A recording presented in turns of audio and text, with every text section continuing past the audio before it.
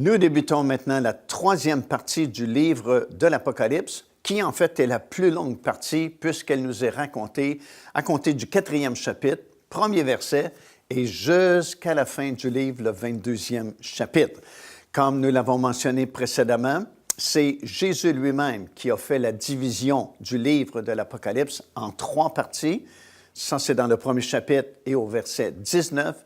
Lorsqu'il a dit à Jean, « Écris les choses que tu as vues, écris les choses qui sont et les choses qui doivent arriver après elles. » Les choses que tu as vues sont couvertes dans le premier chapitre, alors que Jean a vu le Seigneur Jésus-Christ dans son corps glorifié à titre de souverain sacrificateur. Comme nous l'avons expliqué, il était au milieu des 7 chandeliers d'or qui représentaient les 7 églises. Et la deuxième partie du livre est couverte dans le 2e et le 3e chapitre du livre de l'Apocalypse, et ce sont les choses qui sont. Et nous sommes encore dans cette deuxième partie du livre, puisque les choses qui sont, c'est l'histoire terrestre de l'Église du Seigneur Jésus-Christ. Et encore une fois, au moment où on fait cet enregistrement, l'enlèvement n'a pas eu lieu encore. Donc, nous sommes dans la deuxième partie du livre seulement. Puis, à compter du 4e chapitre jusqu'à la fin du livre, c'est la 3e et dernière partie, les choses qui doivent arriver après elles. Et c'est important de remarquer la terminologie. Ce sont des choses qui doivent arriver après les choses qui sont. Et les choses qui sont, c'est l'histoire terrestre de l'Église. Cela signifie que tout ce qui est écrit, à partir du 4e chapitre jusqu'au 22e chapitre, rien de tout ça n'est encore arrivé et rien de tout ça ne peut arriver tant et aussi longtemps que l'enlèvement n'a pas eu lieu. Alors, si le groupe des 4 êtres vivants peuvent témoigner qu'ils ont été rachetés pour Dieu par le sang du Seigneur Jésus-Christ, c'est que ce sont des êtres humains. Ils ont été rachetés par le sang précieux de Jésus, tout comme les 24 anciens, eux aussi, avaient été rachetés. Ces plusieurs saints de l'Ancien Testament représentent les prémices de l'Ancien Testament ou de la première moisson, comme j'ai expliqué précédemment, la moisson de l'orge, et comme les 24 anciens représentent les prémices de la deuxième moisson, le blé, la moisson du Nouveau Testament. Et encore une fois, ça répond à la question pour laquelle il n'était pas écrit que tous les saints de l'Ancien Testament furent ressuscités après la résurrection du Seigneur Jésus-Christ, mais uniquement plusieurs saints de l'Ancien Testament, parce que ces saints-là font partie des prémices de la première moisson. Maintenant, regardez la description que Jean va faire de ces 4 êtres vivants. Et bien sûr, le chiffre 4, lui aussi, c'est un chiffre symbolique représentant tout le groupe des plusieurs saints de l'Ancien Testament qui ont été ressuscités après la résurrection de Christ. Jean va en faire la description comme ceci. Le premier est comme un lion, et le deuxième, un aigle, le troisième, un veau, et le quatrième, comme un visage d'homme. Bien, ça, c'est semblable aux bannières que portaient les tribus d'Israël lorsqu'ils ont été libérés d'Égypte. En sortant d'Égypte, ils ont traversé ce désert pour se rendre dans le pays de Canaan. Et dans le livre des Nombres, dans le 2e chapitre, nous lisons au sujet de l'ordre des campements des tribus d'Israël lorsqu'ils ont voyagé dans le désert. Et dans le 2e chapitre du livre des Nombres, nous lisons au sujet des 3 tribus qui étaient à l'est, parce que le tabernacle était au centre, et il y avait 3 tribus à l'est, et la bannière de ces 3 tribus, c'était un lion. Il y avait 3 tribus à l'ouest, et leur bannière, c'était le visage d'un veau. Il y avait 3 tribus au nord, et leur bannière, c'était un aigle. Et les 3 tribus qui étaient au sud du tabernacle, c'était un visage d'homme qui était sur leur bannière. Alors, quand ils voyageaient dans le désert, c'était toujours dans le même ordre qu'ils se déplaçaient. Et lorsqu'ils s'arrêtaient à un endroit, bien, on montait le tabernacle et le campement de toutes les 12 tribus d'Israël se faisait de cette façon. comme nous venons de voir. Il y avait le tabernacle qui était fixé au centre, établi au centre du campement. Il y avait la portion des Lévites qui faisaient le service dans le tabernacle. Et il y avait 3 tribus aux 4 points cardinaux, à l'est, à l'ouest, au nord et au sud. Et chaque groupe avait une bannière. Et les 4 bannières, comme je viens de vous expliquer, portaient les mêmes dessins, si vous voulez, que les 4 êtres vivants dans la vision que Jean a vue lorsqu'il a été ravi en esprit au ciel. Alors, donc, il est évident que ça a rapport avec Israël et c'est évident aussi que ça a rapport avec les saints de l'Ancien Testament parce qu'eux-mêmes, le groupe des 4 êtres vivants, vont témoigner qu'ils ont été rachetés et c'est uniquement des êtres humains qui peuvent être rachetés. Ça ne peut être des chérubins, comme on entend souvent, parce qu'il y a une ressemblance avec les chérubins mentionnés dans le livre d'Ézéchiel, parce que les chérubins ne peuvent être rachetés. Aucun ange ne peut être racheté. C'est pourquoi, lorsque Lucifer s'est rebellé contre Dieu et qu'il a entraîné avec lui le tiers des anges que Dieu avait créés, il n'y a aucune rédemption possible, ni pour Satan, ni pour le tiers des anges qu'il a entraîné dans sa chute avec lui. Et c'est un peu pourquoi il insistait tellement pour qu'Adam et Ève, le premier homme et la première femme que Dieu avait créés dans le jardin d'Éden, puissent commettre un péché. Parce que jusqu'à ce moment-là, ils n'avaient pas connu le côté rédempteur de Dieu. Parce que le premier péché qui a été commis dans l'univers n'a pas été commis par Adam et Ève, mais par Lucifer lui-même. Et il n'y avait pas de rédemption possible, ni pour lui, ni pour le tiers des anges qu'il avait entraînés dans sa rébellion. Alors il s'est dit, si je peux réussir à faire commettre un seul péché à Adam et Ève, ben, il n'y aura pas de rédemption possible. Mais probablement qu'il a été vraiment surpris lorsqu'immédiatement après la chute de nos premiers parents, la promesse d'un Rédempteur devait venir dans le monde afin de racheter l'humanité, l'être humain, en croyant à l'œuvre que ce Rédempteur ferait sur la croix de Golgotha. Alors, si le groupe des 4 êtres vivants témoigne, admettent qu'ils ont été rachetés pour Dieu par le sang du Seigneur Jésus-Christ, c'est qu'ils appartiennent à la race humaine.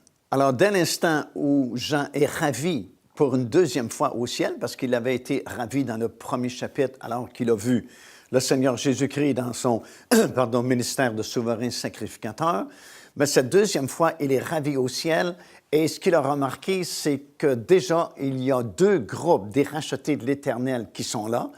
D'abord, les 24 anciens qui représentent les plusieurs saints du Nouveau Testament qui ont été enlevés et le groupe des 4 êtres vivants qui, eux, représentent les plusieurs saints de l'Ancienne Alliance qui sont déjà rendus au ciel, comme je viens d'expliquer.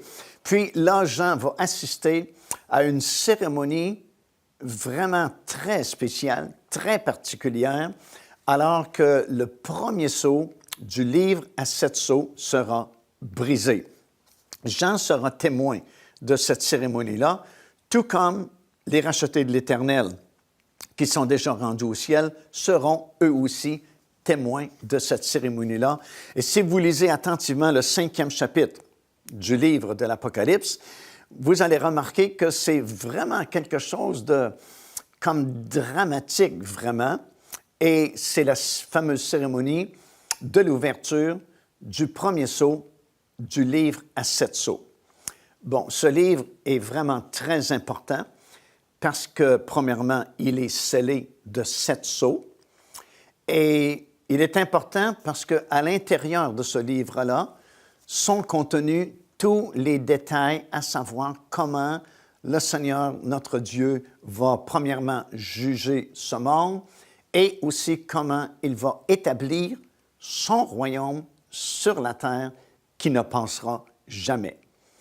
Et au moment où Jean voit le trône de Dieu et voit celui qui est assis et qui a le rouleau fermé avec ses 7 sceaux dans sa main droite, il va entendre une voix qui crie dans le ciel disant « Qui est digne d'ouvrir le livre à 7 sceaux et d'en briser les sceaux? » Et c'est comme si on fait une recherche dans l'univers et finalement on déclare qu'il n'y a personne dans tout l'univers qui est digne d'ouvrir ce livre à 7 sceaux. Et c'est très spécifique dans le 5e chapitre. On mentionne qu'il n'y a personne qui a été trouvé dans le ciel, personne n'a été trouvé sur la terre, personne n'a été trouvé sous la terre assez digne d'ouvrir ce livre-là. Et nous comprenons en lisant attentivement le 5e chapitre du livre de l'Apocalypse que cette cérémonie-là et cette recherche-là dans tout l'univers pour trouver quelqu'un assez digne de pouvoir ouvrir le livre et que l'exécution des jugements de Dieu et surtout l'établissement du royaume de Dieu se fasse un jour sur cette terre, la recherche est très intense, comme quelque chose de dramatique, à un tel point que Jean va pleurer parce qu'on a déclaré, on a fait des recherches, mais il n'y a personne qui est digne d'ouvrir le livre. Alors, c'est possible que Dieu ne puisse établir son royaume sur la terre, ne puisse trouver quelqu'un de digne, assez digne pour briser le premier sceau de ce livre-là, pour mettre à exécution les jugements qui sont nécessaires afin d'établir le royaume de Dieu sur la planète. Et c'était tellement intense, tellement comme dramatique, que Jean va pleurer parce qu'on ne trouve personne dans l'univers. Mais soudainement, il va voir au milieu du trône comme un agneau qui est là, comme immolé, et c'est le Seigneur Jésus-Christ. Et il y a une voix qui va déclarer que c'est lui seul qui est digne de pouvoir ouvrir ce livre-là, de pouvoir briser le premier sceau de ce livre-là, parce qu'il a donné sa vie, il a versé son sang pour pouvoir exécuter justement les jugements de Dieu. Alors au verset 3, ça dit « Personne dans le ciel, ni sur la terre, ni sous la terre, ne put ouvrir le livre, ni même le regarder. » Imaginez. Au verset 5, ça dit « Sauf l'agneau de Dieu, car il a vaincu pour ouvrir le livre et ses 7 sceaux. » Et à partir de ce moment-là, le premier sceau sera brisé par l'agneau de Dieu, le Seigneur Jésus-Christ. Et là, c'est le début des jugements de Dieu et de la colère de Dieu qui va s'abattre sur cette planète jusqu'à la fin des 7 années de tribulation. Dans le chapitre suivant, le 6e chapitre du livre de l'Apocalypse, dans les 8 premiers versets, nous allons lire au sujet de l'ouverture des 4 premiers sceaux de ce livre-là à 7 sceaux. Dans le premier verset, il est écrit « C'est lui, l'agneau, qui ouvre le premier sceau, qui brise le premier sceau, et un des 4 êtres vivants va donner le commandement à ce cavalier de se pointer. » Alors, ça confirme ce que nous avons déjà dit. Les enfants de Dieu pourront participer au jugement durant ces 7 années de tribulation. Donc, évidemment, il faut être au ciel pour pouvoir participer à ces jugements-là avec le Seigneur Jésus-Christ. Et nous le voyons confirmé ici, c'est l'agneau qui brise le premier sceau de ce livre-là à 7 sceaux, mais c'est un des 4 êtres vivants, probablement le premier, le lion, qui donne le commandement à ce cavalier de sortir en lui disant d'une voix de tonnerre, « Viens !» Et lorsqu'il a donné ce commandement-là, dans le verset suivant, le verset 2, ça dit « Un cheval blanc parut, et celui qui le montait avait un arc, une couronne lui fut donnée, et il partit en vainqueur. » Évidemment, ce cavalier-là, ce n'est pas le Seigneur Jésus-Christ, parce que c'est lui, le Seigneur Jésus-Christ, qui a brisé le premier sceau. Non, ce n'est pas le Seigneur Jésus-Christ, mais c'est plutôt l'Antéchrist qui, à ce moment-là, part à la conquête du monde afin de devenir ce gouvernement mondial dont il a toujours rêvé d'avoir. Bien sûr, il était déjà là parce qu'il a confirmé l'alliance pour une durée de 7 ans, vous vous souvenez, Daniel chapitre 9 et le verset 27. Et dès l'instant où cette alliance sera confirmée, c'est le début du compte à rebours des 7 années de tribulation. Autrement dit, cette période de 7 années de tribulation ne peuvent commencer tant et aussi longtemps que la confirmation de cette alliance n'a pas été signée. Mais d'un autre côté, dès l'instant où cette alliance est signée, il y a cette confirmation d'une alliance de paix et de sécurité pour une période de 7 ans, nous ne pouvons revenir en arrière. Désormais, le compte à rebours est commencé et c'est très précis dans le livre de l'Apocalypse parce que cette période de 7 années, elle est calculée en mois et même en jours. Alors, on ne peut pas rien changer, on ne peut pas retarder l'exécution des jugements de Dieu, mais dès l'instant où la confirmation de cette alliance a lieu, c'est le début des 7 années de tribulation. Au tout début, il s'est présenté comme un pacificateur. Au tout début, il s'est présenté comme celui qui a les solutions pour qu'il y ait de la paix et de la sécurité dans notre monde. Mais bien sûr, nous savons que c'est tout le contraire, puisque ce seront 7 années de tribulation très intense.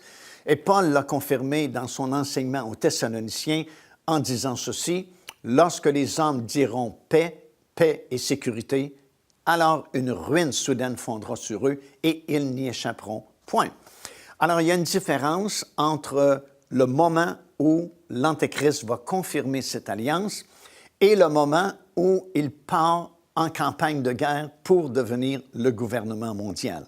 Alors, il y a un laps de temps qui s'écoule entre le moment où il confirme cette alliance et le moment ici où ce premier sceau sera brisé, parce que dès que le premier sceau est brisé, l'Antéchrist part en guerre pour devenir ce gouvernement mondial.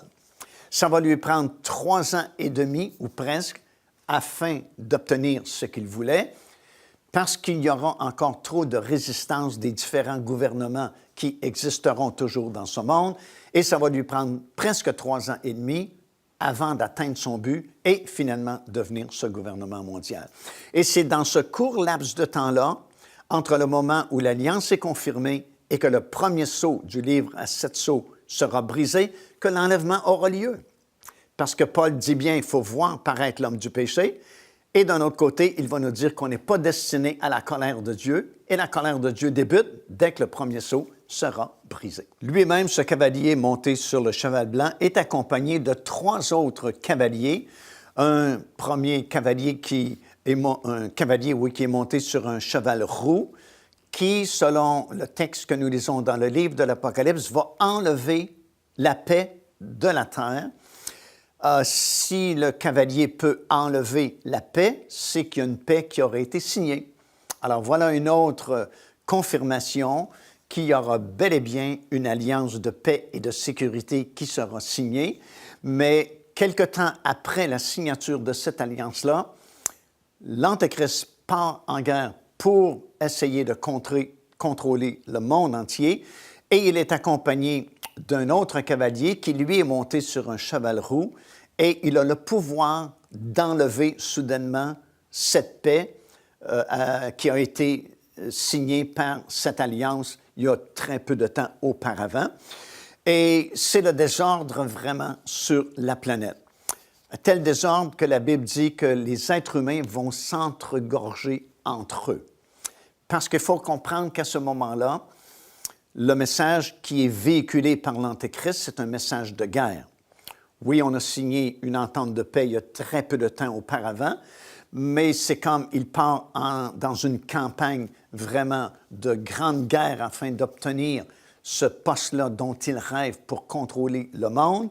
Et en même temps, il y a sur la terre encore toutes ces vierges insensées qui ont manqué l'enlèvement de l'Église et qui vont témoigner, nous allons le voir un peu plus loin, le nom du Seigneur Jésus-Christ, parce que vous vous souvenez, elles ont fait le plein d'huile, et là, elles peuvent avoir ce courage-là de témoigner le nom du Seigneur Jésus-Christ, et ce ne sera pas facile, ce sera des temps vraiment très difficiles, et c'est un désordre total sur la planète.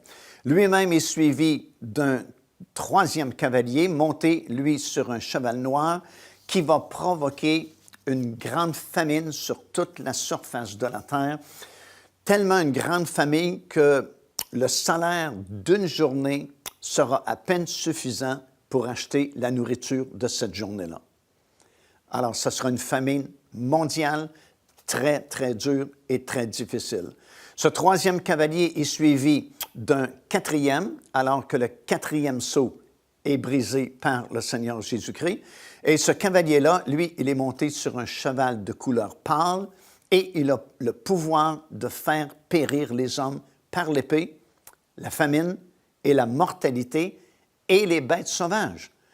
Il y aura cette grande famine qui sévira très fortement sur la planète et qui affectera non seulement les êtres humains, mais tous les animaux.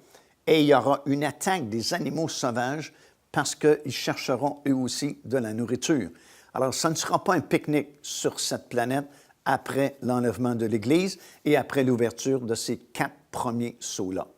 Puis nous arrivons au verset 9 jusqu'au verset 11 du 6e chapitre du livre de l'Apocalypse, où nous allons voir déjà les premiers martyrs qui ont donné leur vie à cause du témoignage qu'ils ont rendu au Seigneur Jésus-Christ. Et lorsque le 5e sceau fut brisé, voici ce que nous lisons dans la parole du Seigneur. Jean dit, « Je vis sous l'autel les âmes de ceux qui avaient été immolés à cause de la parole de Dieu et à cause du témoignage qu'elles avaient rendu au Seigneur Jésus-Christ. Et elles criaient d'une voix forte, « Jusqu'à quand, Maître saint et véritable, tarderas-tu à juger et à tirer vengeance de notre sang sur les habitants de la terre? » Et on leur dit d'attendre quelque temps encore jusqu'à ce que fût complet le nombre de leurs compagnons qui devaient être mis à mort comme eux. Qui sont donc ces personnes? Bien, en grande partie, ce sont les vierges insensées de la parabole de Matthieu, chapitre 25, qui ont manqué l'enlèvement des croyants et qui ont fait le plein d'huile et qui sont maintenant capables, elles ont trouvé le courage de témoigner le nom du Seigneur Jésus-Christ au début de ces 7 années de tribulation. Souvenez-vous que ces gens-là, ces personnes-là, seront les seules personnes vivantes sur la planète qui sauront exactement ce qui vient de se produire. Parce qu'il faut bien comprendre que lorsque cette trompette sonnera, des millions de personnes disparaîtront soudainement de cette planète.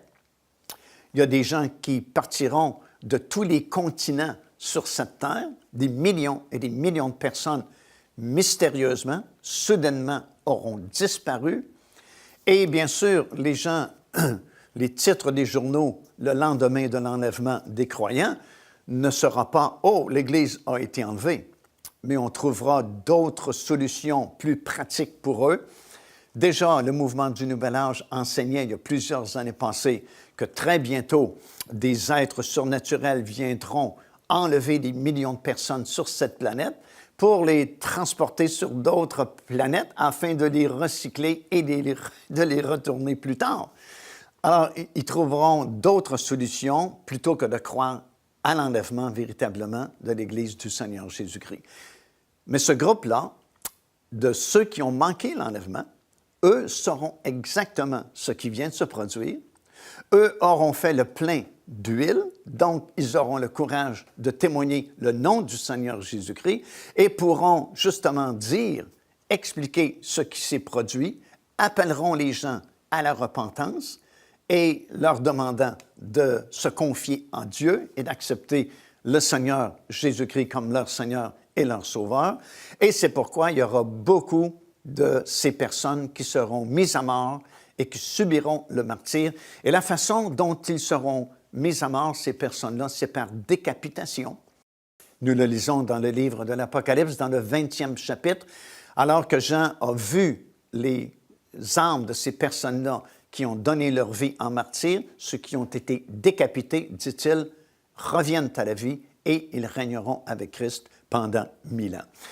Ces gens-là sont sous l'autel là-haut dans le tabernacle ou le temple céleste et aux yeux des êtres humains, ils sont morts parce qu'ils ont été décapités, mais ils sont bien vivants de l'autre côté. Alors voilà une autre preuve de l'existence au-delà de la mort physique.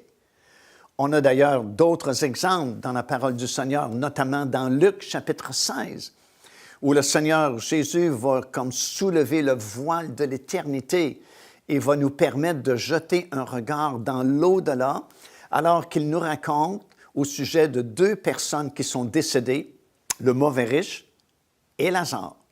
Les deux sont morts, et parce que c'est avant la mort et la résurrection du Seigneur Jésus-Christ, tous ceux qui mouraient devaient descendre dans le séjour des morts, les justes allaient du côté du paradis, et ceux qui mouraient injustes allaient de l'autre côté, du côté de l'enfer. Et nous les retrouvons tous les deux, bel et bien vivants, dans le séjour des morts. Le mauvais riche du côté de l'enfer et Lazare du côté du paradis. Et ils ont gardé toutes leurs facultés. Ils peuvent même parler. Ils peuvent ressentir des choses. Ils peuvent réfléchir. Ils peuvent analyser la situation. Alors écoutez, au point de vue humain, ces deux personnes sont mortes. On n'en parle plus. Ils ont disparu. Mais de l'autre côté, dans l'au-delà, même si elles sont mortes physiquement, elles sont bien vivantes. Le mauvais riche reconnaît Abraham et va parler avec Abraham, va ressentir des choses parce qu'il va dire « Je souffre cruellement dans cette flamme ». Il va penser à sa famille, il va réfléchir, il va demander à Abraham de faire une intervention, de faire un miracle, de faire apparaître quelqu'un des morts dans sa famille, parce que sa famille ne croit pas non plus, sont incrédules. Alors, même s'ils sont morts au niveau des êtres humains, ils sont dans l'au-delà, mais bel et bien vivants, tout comme les âmes de ces personnes qui ont donné leur vie en martyr à cause de leur témoignage qu'ils ont rendu au Seigneur Jésus-Christ.